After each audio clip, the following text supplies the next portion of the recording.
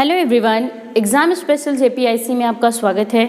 आज मैं आपके साथ डिस्कस करने वाली हूँ क्लास 10th की बायोलॉजी जीव जनन कैसे करते हैं उसके लघु उत्तरीय प्रश्नों को लेकर आई हूँ, जो 4 नंबर के क्वेश्चन बोर्ड एग्जाम में पूछे जाते हैं इस चैप्टर से। तो आइए जानते हैं कि यहाँ पे पहला प्रश्न क्या है। बीज रहित पादपों में जनन क्रिया किस विधि द्वारा होती है, उदाहरण सहित समझाइए। तो डियर फ्रेंड्स, जो भी पौधे होते हैं अगर उनमें बीज नहीं बनते हैं तो उनके यहाँ जो उनकी कायिक कलिका होती है या कायिक जनन अंग होते हैं उनसे एक नए कलिका का निर्माण होता है। यदि वही कलिका कट कर अलग हो जाए तो उससे एक नए पौधे का निर्माण हो सकता है। तो यहाँ पर ये विधि जो है बीज रहित पादपों में कई प्रकार से होती है, जैसे विखंडन की प्रक्रिया द्वारा। विखंडन क्या है कि कुछ ऐसे एक कोशिकीय एवं बहुकोशिकीय जीव होते हैं जिनमें जनन करने की क्षमता नहीं होती है, तो उनके किसी विशिष्ट पार्ट से या उनके कायिक अंग जो हैं वो कट कर अलग हो जाते हैं या विखंडित हो जाते हैं। ये प्रक्रिया जो होती है 2 प्रकार की होती है, द्विविखंडन और बहुविखंडन। द्विविखंडन में क्या है कि जीव का शरीर 2 भागों में बंटकर 2 नई मात्र कोशिका तैयार कर लेता है, जिसे ही द्विविखंडन कहते हैं, जैसा युगलीना में देखने को मिलता है। दूसरा बहुविखंडन। बहुविखंडन की प्रक्रिया क्या होती है कि इसमें जो मात्र कोशिका है उसके अनेक प्रतिलिपियां तैयार हो जाती है, वो खंडित होकर कई खंडों में अनेक नई प्रतिलिपियां तैयार कर लेती हैं, जिसे ही बहुविखंडन कहते हैं। ऐसा प्लाज्मोडियम के केस में देखा जाता है। दूसरा यहाँ पे बात करें मुकुलन। मुकुलन की प्रक्रिया जो है यह अलैंगिक जनन के द्वारा की क्रिया कहलाती है। यहाँ पर भी जो मात्र कोशिका है उसके शीर्ष भाग पर या उसके पार्श्व भाग पर कोई एक कलिका जैसी संरचना निकल जाती है, जो कुछ समय के पश्चात मात्र पौधे से अलग हो जाती है और उससे एक नई कोशिका का निर्माण कर लेती है, जो अपने आप में एक मदर सेल कहलाती है, जैसा हाइड्रा और ईस्ट के केस में देखने को मिलता है। नेक्स्ट वन, खंडन। खंडन की प्रक्रिया क्या है कि यहाँ पर जीव का शरीर जल का अवशोषण करके कई भागों में खंडित हो जाता है और उस प्रत्येक खंड से एक नई संतति का जन्म होता है। इसी प्रक्रिया को खंडन कहते हैं। अमीबा के केस में ये देखने को मिलता है कि जब अमीबा का वाटर वैक्यूल फुलफिल हो जाता है तो उसका बॉडी ब्लास्ट कर जाती है, और जब उसकी बॉडी ब्लास्ट कर जाती है तो अमीबा के पार्टिकल्स जितने होते हैं उससे एक नए अमीबा का निर्माण हो जाता है। नेक्स्ट वन है रीजनरेशन। रीजनरेशन प्रोसेस या पुनरुद्भवन कहते हैं इसको। पुनरुद्भवन की प्रक्रिया ये ऐसी होती है, यदि किसी जीव का अंग क्षतिग्रस्त हो गया है तो उस जगह से वो अंग पुनः निकलता है या कटे हुए अंग से एक नए जीव का निर्माण होता है। इसी क्रिया को पुनरुद्भवन कहते हैं। ऐसा डुगेसिया में देखने को मिलता है। नेक्स्ट वन क्वेश्चन, प्राकृतिक कायिक प्रवर्धन से आप क्या समझते हैं, इनकी विधियों का उदाहरण सहित वर्णन कीजिए। तो प्राकृतिक कायिक जनन की बात करें तो कुछ पौधे ऐसे होते हैं जिनमें बीज नहीं बनते हैं, उनकी जो कक्षस्थ कलिकाएं होती हैं उनमें स्वतः जनन की प्रक्रिया होती है, जिसे ही प्राकृतिक कायिक प्रवर्धन या प्राकृतिक कायिक जनन कहते हैं।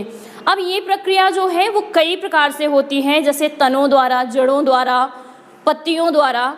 तो पहले एक एक के बारे में हम डिस्कस करते हैं। पत्तियों द्वारा कैसे होती हैं कि कुछ पत्तियां भोजन को संग्रहित करके मांसल एवं मोटी हो जाती हैं, जिसके कारण से उन पत्तियों में छोटी छोटी कक्षस्थ कलिकाएं निकलती हैं किनारों पर, और जब उन्हें नमी और वायु मृदा का संपर्क मिलता है तो वो ही कक्षस्थ कलिकाएं मात्र पौधे का रूप ले लेती हैं, जैसे अजूबा या ब्रायोफिल्म में देखने को मिलता है।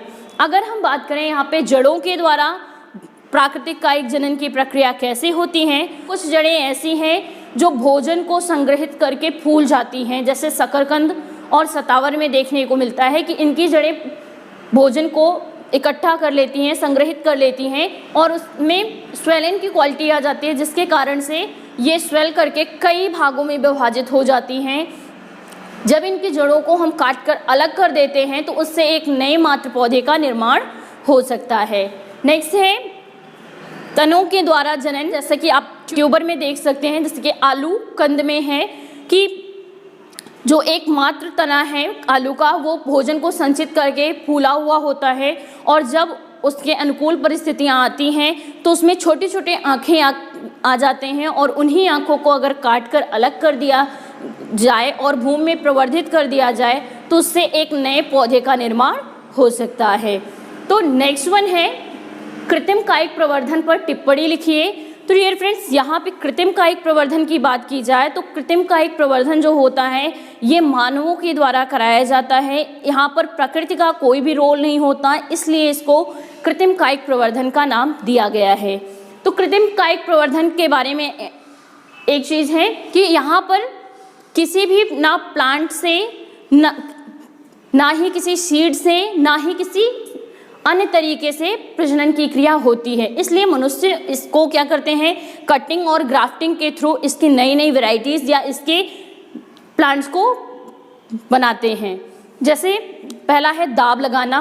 दाब लगाने की प्रक्रिया में क्या कहते हैं, इसको ग्राफ्टिंग कहते हैं। इसमें क्या होता है कि एक मात्र पौधा है, उसके तने को यदि भूमि में दबा दिया जाए और उस कुछ भाग को उसके ऊपर करके रखा जाए तो कुछ दिनों के बाद क्या होगा कि मिट्टी में जो तना दबा हुआ है उससे अपस्थानिक जड़ें निकलती हैं, और जब उस टहनी को काट दिया जाए या जो मात्र पौधे की टहनी है जिसको दबा दिया गया है भूमि में, अगर उस जगह से काट दिया जाए तो उससे एक स्वतंत्र पौधे का निर्माण हो सकता है, जिसे ही दाब लगाना कहते हैं। अब कलम लगाना क्या है कि गुलाब में आपने प्रायः देखा है कि यहाँ पर बीज से किसी पौधे का निर्माण नहीं होता, तो वहाँ पे गुलाब का जो तना होता है उसको कटिंग के थ्रू या कलम करके भूमि में प्रवर्धित कर देते हैं। कुछ समय के पश्चात वहाँ पर भूमि से अपस्थानिक जड़ें निकलती हैं उस कलम में, और वो आगे चलकर एक स्वतंत्र पौधे का रूप ले लेता है। तो यही क्रिया जो है कृत्रिम कायिक प्रवर्धन कहलाती है। दूसरा, पुष्प में निषेचन क्रिया को प्रदर्शित करने हेतु स्त्री केसर की लंब काट का नामांकित चित्र बनाइए। तो यहाँ पे डियर फ्रेंड्स एक डायग्राम यहाँ पे मैंने ड्रॉ किया है। यहाँ पे स्त्री केसर का पार्ट क्या है, फर्स्ट ऑफ ऑल ये जान लें हम कि स्त्री केसर के 3 पार्ट होते हैं। पहला है वर्तिकाग्र, वर्तिका अंडाशय, स्टेमन स्टिग्मा एंड ओवरी, जिसको हम यहाँ पे वर्तिकाग्र बोल रहे हैं। दूसरा ये भाग जो हो गया वो वर्तिका का है, और ये पार्ट है जो है वो ओवरी का कहलाता है। तो यहाँ पर स्त्री केसर के लंब की काट हमको बनाकर दिखाना है। तो ऊपर हम देख रहे हैं कि कुछ परागकण जो हैं वो अंकुरित हैं, और यहाँ पे एक ट्यूब के जरिए वो अंड कोशिका तक पहुँचने का कार्य कर रहे हैं। तो यहाँ पर जो ट्यूब है उसको पोलन ट्यूब या पराग नलिका का नाम देते हैं, और ये पराग नलिका जो है वो अंड कोशिका तक आकर मिल रही है, और इस नली के द्वारा जो नर युग्मक है वो अंड कोशिका से आकर निषेचन की क्रिया करेंगे, और निषेचन की क्रिया के बाद जो युग्मक बनेगा वो जायगोट कहलाएगा, और उसी से भ्रूण का निर्माण होता है। मीन्स यहाँ पे जो पोलर हैं, मीन्स ध्रुव है, वही आपस में फ्यूज करेंगे और जाके एक नए भ्रूण का निर्माण करते हैं। इसी क्रिया को हम क्या कहते हैं, निषेचन की क्रिया स्त्री केसर में कैसे हो रही है, यही है। अब हम बात करेंगे कि जनसंख्या वृद्धि के 4 कारण लिखिए।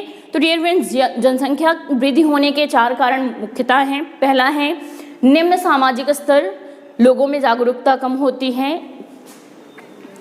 उनका सामाजिक स्तर बहुत ही बिलो होता है। तो लोग क्या कहते हैं कि जितनी संतानें होंगी उतनी ज़्यादा धनोपार्जन की व्यवस्था होगी। तो ऐसा सोचना गलत है, जिसके कारण लोग बहुत ज़्यादा संख्या में बच्चे उत्पन्न करते हैं, जिसके कारण जो है जनसंख्या में वृद्धि हो जाती है। दूसरा है निरक्षरता। अभी कुछ लोग ऐसे भी हैं जिनको प्रॉपर परिवार नियोजन का ज्ञान नहीं है, जिसके कारण से वो अशिक्षित हैं, और इस कारण से उनके यहाँ फैमिलियल प्रॉब्लम बढ़ती हैं, और इस कारण से जनसंख्या प्रभावित होती है और जनसंख्या वृद्धि भी होती है। नेक्स्ट है सामाजिक रीति रिवाज। कुछ रीति रिवाज ऐसे भी हैं जिसमें बताया जाता है कि कम आयु में ही लड़कियों का विवाह कर देने से अच्छा होता है, फर्टिलिटी उनकी ज़्यादा होती है। ये सारे मिथ्स हैं। इन सब चीज़ों को ध्यान में रखते हुए जो लोग ऐसा करते हैं वो भी जनसंख्या वृद्धि होने का एक कारण है। कम आयु में विवाह कर देना, कम आयु में विवाह करने से जो लोग हैं, बच्चे हैं, उनमें प्रॉपर मैच्योरिटी नहीं रहती है और साथ ही साथ किसी भी चीज़ के बारे में ज्ञान नहीं होता है, जिस कारण से भी जनसंख्या वृद्धि हो सकती है। तो डियर फ्रेंड्स, मिलते हैं अपने नेक्स्ट ब्लॉग में, तब तक के लिए bye bye and thank you.